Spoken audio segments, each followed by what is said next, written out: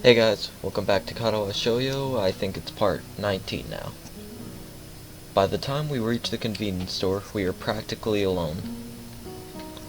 Using me as a shield between herself and the attendant, Hanako moves through the narrow aisles, adding an assortment of items to her basket. Bread, milk, tea, thyme. What kind of convenience store sells herbs? Then again, nothing about this town seems normal, which may not be such a bad thing in retrospect. Everything is so different and uncomfortable. Dwelling on such matters isn't really an option. When I think about that, it reminds me of Hanako. No matter how much you try, you can't escape her scars. They still interrupt my train of thought when I see them. Hisao, stop being an asshole! As much as I don't want to admit it to myself, I think I'm forcing myself to try to ignore them. Not that I am scar-free myself. The jagged line down my sternum will never completely fade away. I just have the luxury of being able to hide it easily. But in a way, both of our scars remind me that we're all in this place for a reason. Hanako throws one last item into her basket, then sheepishly holds it out to me, along with a few banknotes. Could you, please? It takes me a second to understand what she's trying to say. Oh, you want me to pay for this? She nods, but doesn't look up. I guess this task falls to Lily on the usual occasions. Sure, let me just grab a couple of things. Hastily, I grab a few essential items for myself and head for the counter with Hanako close in tow. The attendant gives me an indifferent nod as he scans in the items. I suppose just ignoring this is one way to deal with the anomalies of Yamaku. They must get a lot of students here, being the closest store to the school. The staff must have all have their own way of dealing with us. Or maybe they don't. Maybe it's only me who thinks twice about my unique schoolmates. Our transition complete, Hanako and I head back up the street. The road is pretty much abandoned now. The students that were heading out have already left, and nobody has started returning just yet. And with only the school ahead on the road, there doesn't seem to be anyone else around. The emptiness certainly reflects on Hanako, her arms by her side, each carrying a bag, her head no longer bowed and the back to the upright position. It's almost as if she were enjoying this walk. So, why all these weird things? Mixed spice? Why would you need that in school? I sometimes like to make food. Well, yeah, so do I, but spices? That's a little more advanced, don't you think? Not really. Well, I think it's cool. You'll have to teach me one day. Sure.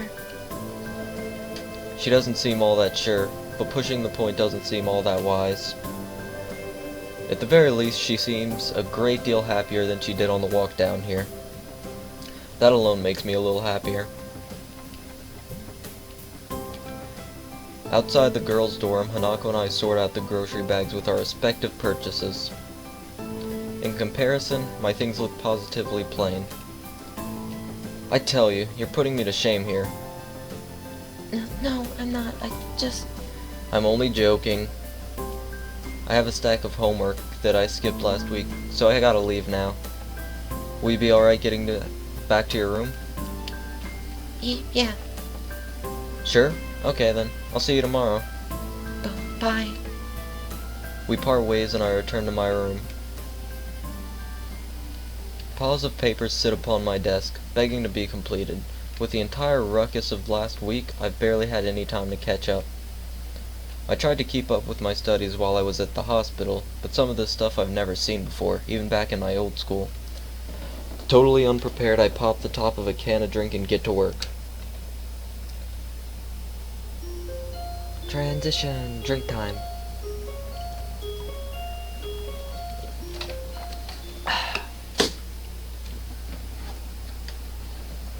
The days are really starting to heat up. This morning I awoke covered in sweat. By the time the student body starts leaving their dorms for breakfast and morning duties, the sun has taken full effect. Oddly, that puts me in high spirits. It's not even 8. Aight. You know, I'm just gonna read that whole thing again. It's not even 8, yet I feel that this day is going to be one of those pleasant, tranquil, warm ones. If I weren't at a school that considered every absence from class as a sign of life-threatening situation, I'd consider skipping the whole day and just relaxing in the school gardens. Yes, today will be a genuinely lazy day. For a second I stop in mid-stretch and consider the nurse's warnings about exercise. Maybe I should have kept up those morning jogs. Running with someone like Emmy might have been a little testing, but if I worked at my own pace... who am I kidding? I could stick to something like that without some kind of motivation. Well, put it this way, Hisao. If you would have kept jogging, you would have always been behind Emmy as she is faster than you. Thus, you could always look at her butt. Motivation. It's not like I sit around all day. The walk to and from the convenience store counts as exercise, right? Especially the walk back uphill. Yeah, it's no big deal. Compared to the months lying in a hospital bed, I'm getting plenty exercise. It seems that I'm not alone in my appreciation of the day. Nearly every member of the class is glancing through the window and into the tantalizing sky. Even the steadfast Shizune seems to lack her usual vigor for schoolwork. Misha, as brazen as ever, has even unbuttoned the top buttons of her shirt and is fanning herself with a notebook. I must have been staring, as she's sticking her tongue out at me. However, she shows no sign of halting her efforts, nor is she trying to hide the fact.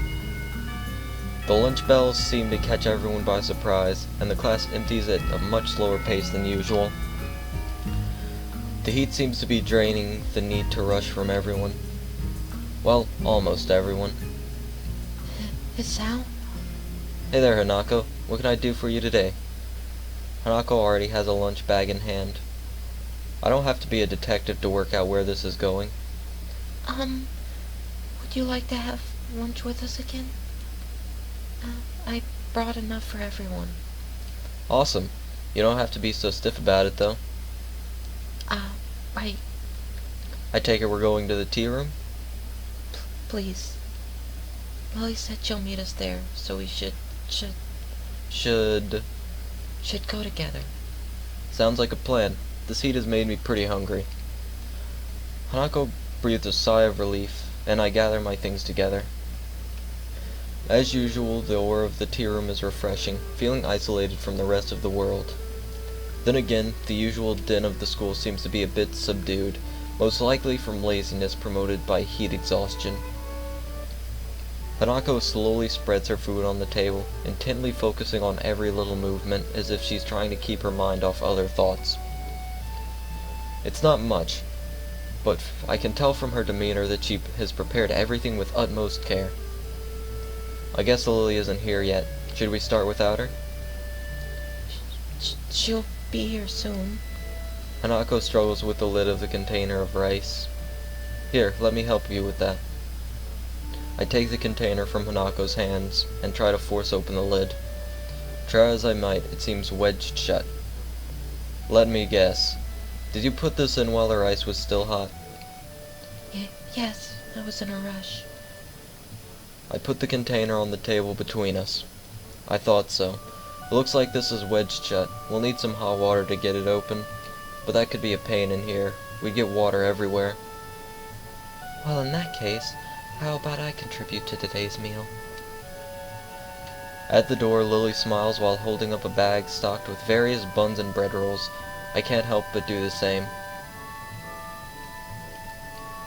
Since you two had a change of plans because of me, I thought I would bring a little something.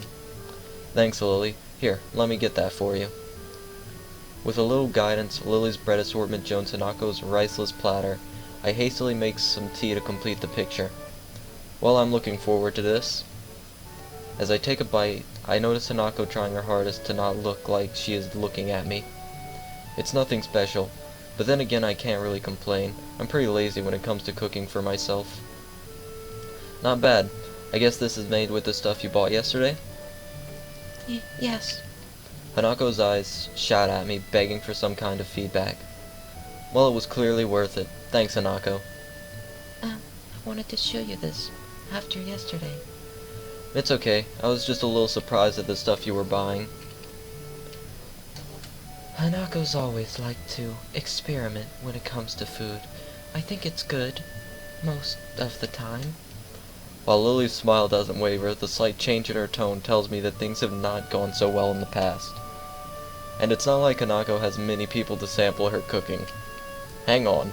Was Lily waiting for me to go first? She didn't start eating until after I said it was alright. Lily, you sly dog. Her cheeky grin tells me that this was a deliberate action on her part. I'll have to try to work out how to get one over on her in the future to make up for this. Well, it's good. And that's all that counts, right? Right. Lily, satisfied at not being the first to sample Hanako's creation, begins to consume the food in front of her. I find myself staring as I watch her chopsticks gently touch the plate, their tips delicately poking and tracing to quickly ascertain the positions of the food as she dexterously picks it up. Too many large words in that paragraph. One might think she were a child playing with her food if not for the situation, though she does it with such care and thoughtlessness that it's obvious this is simply how she eats this kind of meal. Not wanting to miss out, I start filling up myself. Hanako takes a different approach, waiting until Lily and I have our hands clear before quickly snatching up her share. Before long, the containers are empty, save for the still shut rice container. Thank you, Hanako. That was filling. No, thank you for the bread. Yeah, it would have been a disaster if not for that. You're both welcome. But now I must be getting back. It's far too easy to be late after eating here. Yeah, I see what you mean. I think we'll just clean up here and then head off. Well then, good day. Lily leaves, her cane tapping away down the quiet hallway. Hanako and I quickly pack up our things and stay seated, waiting for the bell. Together we stare out the window and into the endless azure sky. If it weren't for the pealing of the bells, I would have sworn that time had stopped. The urge to skip class rises in my gut. I shoot a glance at Hanako, who shows no sign of moving either. Not just yet. The interval between the warning bells and the end of lunch bells passes in the blink of an eye. We should go. People will freak out and start a search party if we skip. Hanako sighs. You're right. Slowly, she rises to her feet, and I follow suit. Silently, we make our way up the old stairs to the third floor and then to the classroom. At the door, I take point and open the door ahead of Hanako, bowing my head down in apology in advance. I'm sorry we're late, teacher. I am greeted not by stern words, nor by an angered instruction to take my seat, but simply by the silence created by 15 or so students trying not to laugh. Muto, ever tardy, has yet to arrive. However, the fact that Hanako and I have arrived together is blatantly obvious. Make that about 14 students trying and 1 student failing. The lovers return. Yeah, thanks. You can calm down now. I step through the door and realize that Hanako is firmly pressed against my back, hiding herself from the class. With my steps coming closer to my desk, she eventually breaks from me and stiffly walks to her own. Her efforts to mentally block everyone's presence for her mind are written fairly clearly on her face. Quickly checking the door for any signs of the teacher's arrival, I make a trip to Hanako's desk and whisper in her ear. Don't worry about Misha, she's always like this. I enjoyed myself today. Don't sweat it, okay? Hanako nods her head behind her folded arms, but still doesn't show her face. I yearn to stay and console her more, but Muto picks this exact moment to enter the class, halfway through his lecture as if he started in the hallway. Which, of course, is directly proportional to the change, but inversely proportionally to the square of the distance. He's so engrossed in his speech that he doesn't even notice me sneaking back into my seat from Hanako's desk. While Muto's spiel rambles on, Misha leans over to me. The teacher may not have noticed your tardiness, but I did. That much is obvious from the show you just put on. I have been instructed to let you off the hook for today, but only on one condition. Oh? And what would that be? You have to help us this afternoon. I crane my neck to look over Misha's shoulder. Shizune is conveniently not making eye contact with me. Fine, just for today. I've already told you I'm not joining the council, remember? Of course. Doing so could be considered. She looks down at her notebook, obviously looking for her place in her script. Under duress, and hence would be against regulations. How strange of you to be considerate of the regulations now. Things should be done by the book. It's just that the book has been written for every situation, so there are times when it can't be ignored. And yet you two wonder why no one else wants to be in the student council. After poking her tongue out at me, Misha returns to her workbook, and we battle our way through the later half of the school day. Before I can even stand up, Misha and Shizune have placed their hands on both my shoulders. Hey, I said I'd help out. Damn. This is just insurance, Hisao. Insurance! Hisao? Hanako timidly tries to leave the room by circling around us, and I suddenly realize this may be my only chance to escape. Oh, hey Hanako, what's up? Hey, what makes you think you've got time to chat? Oh, relax, this won't take long. Sorry, Hanako, you were saying? I was going to the library, and I thought... Hanako's thumbs dance around each other, and her eyes flit around the room, looking everywhere but at us. Sorry, Hanako, but Hisao has to come with us. He's got work to do. Fuck you, Misha! I want to hang out with Hanako. Oh, but you can help too if you'd like. So, how about it, Hisao?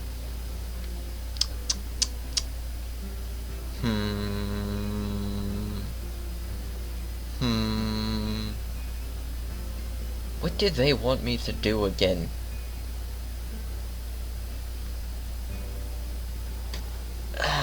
Fuck.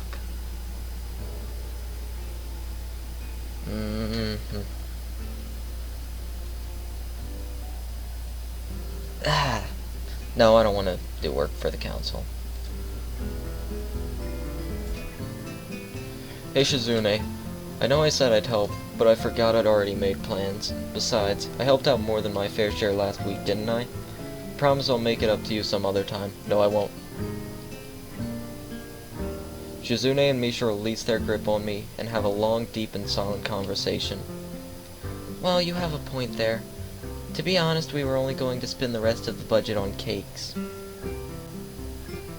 So if you're not there, it works out better. More cake for us. Fuck you and your cakes. Shizune about faces and marches out the door, and Misha skips out after her. Well, that was a lot easier than I thought it was going to be. Last week those two were like bloodhounds, or prison guards. Or maybe prison guards bred from bloodhounds. I can't believe I just thought that, let alone saying it out loud. I think I need to move away from Kenji. Never mind. Anyway, should we go to the library? Sure. Hanako follows me through the still crowded halls to the library, using me as a shield. Sup, Yuko? As soon as we are through the door, Hanako bolts for the counter where Yuko is stacking books. Before I can catch up, Hanako has whispered something too. You'd find that in non-fiction, but I don't know where exactly. If you want, I could look it up. No, never mind. Hey Yuko, what's all this about? Oh, Hisao. Hanako was just looking for a book on... nothing. A book on nothing? In the non-fiction section? I was just... I shoot a glance at Yuko. She looks like she's about to burst from the pressure of keeping Hanako's request secret. Yuko, what did... Chess! She's looking for a chess book! I make a mental note never to entrust Yuko with any important information. Yuko! I'm sorry, Hanako, it just slipped out. Well, it's not a secret anymore. Come on, I'll give you a hand. I should really brush up on my skills too. Oh, okay. Trying to get the upper hand on me, Hanako? I will not take kindly to that. Yuko disappears behind the counter in shame as Hanako and I wander into the depths of non-fiction section. I know there is supposed to be a system for categorizing these books, but I don't see how anyone can decipher without spending half of their life researching it. That's probably why all the librarians I know are neurotic. Towards the end of the aisle, between a book on card tricks and some book on kids' games, stands a single book bearing the title, Chess Tactics for Champions. Before I can reach for it, Hanako has the book in her hands, clutching it to her chest. Well, I guess that's yours then. Mind if I borrow it when you're finished? Sure. I just haven't really played against anyone but Lily before, so I thought... Damn, it's not as if I was trying to beat Hanako deliberately or anything, but she seems to have taken it to heart. Then again, at least this means she wants to play with me again. That's a plus, right? Ha! Well, it's not like I'm a master or anything. I just played a bit before. Gonna end the part there. Great, save. And thank you guys so much for watching. I'll see you later. Peace.